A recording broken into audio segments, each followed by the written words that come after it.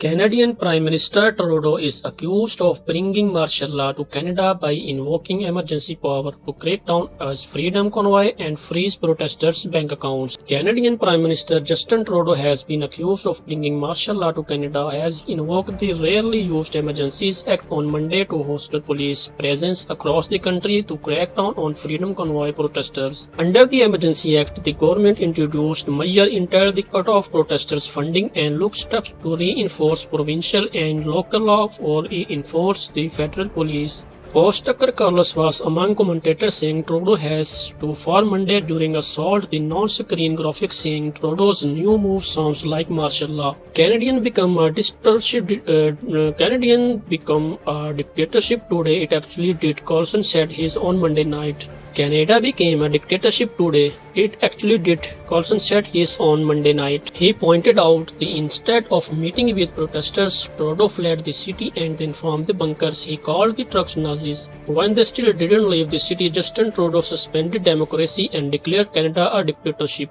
What's happening in Canada right now doesn't qualify as an emergency, as he showed footage of protesters dancing and singing in the street in Ottawa. According to Justin Trudeau, everyone you saw in the taps in the terrorist, even the kid in their boss castle. Justin Trudeau revoked their civil liberties and authorities men with the weapons to haul them to jail. So again, all of these people can now be arrested on site simple because of where they are standing. But being arrested is the least of their problem. They said an arrest is just bail. You can get out of jail, you can't get out of the country. Justin Trudeau has just made. He explained that under martial law, Trudeau has the power to force to bank to seize their bank account and insurance companies to cancel their insurance. That means they can't actually live in Canada. He said they are non-person, they are enemies of the state and they will be crushed. The blockades are harming our country and endorsing public safety, Trudeau said at the news reinforcement on Monday. We cannot and will not allow illegal and dangerous activity to continue.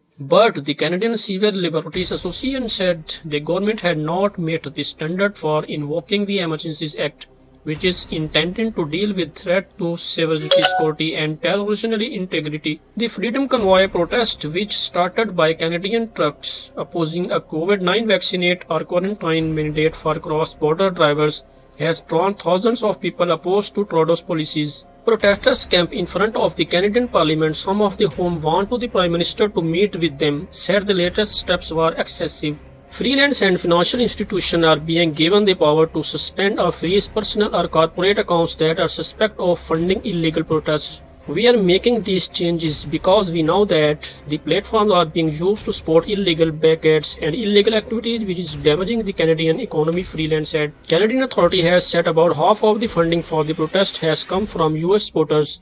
Toronto Dominion Bank list freeze 2% bank accounts that received 1.4 million for the protests. Two protesters have been cleared from the embassy bridge where the 30 protesters were arrested on Sunday.